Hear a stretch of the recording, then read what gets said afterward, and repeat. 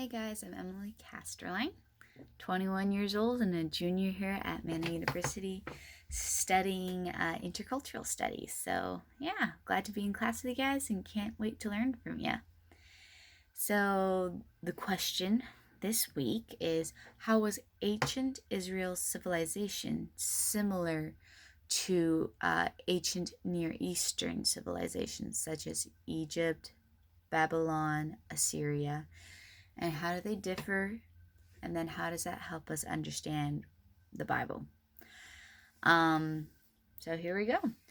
The way I found that they were quite similar was how they was civilization. The civilization was very similar. Like they were trying to build their way of life, trying to find slowly they try to find ways to make it easier to live, because it was really harsh back then.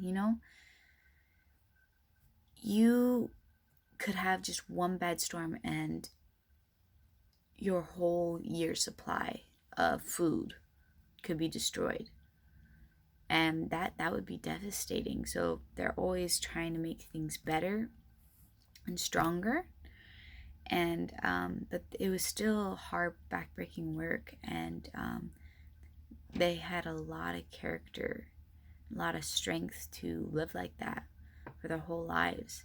I think it's really cool that from the more like this Bushman, I guess I would say Bushman era, and then coming to the farming era.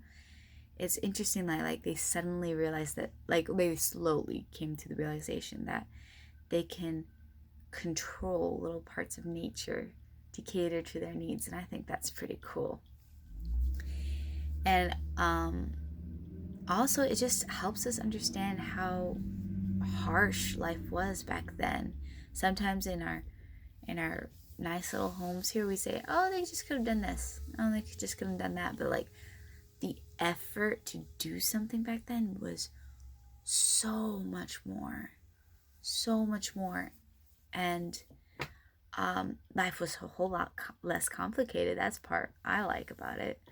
But they were just trying to survive and trying to flourish, which I think is quite admirable. How are they different? They were different in Israel believed in one God, while all the other countries believed in multi gods, man gods, and also that their kings were gods. And so, and with those beliefs and seeing that, it's like no wonder it was so easy for Israel to fall into other religions and worshiping the king.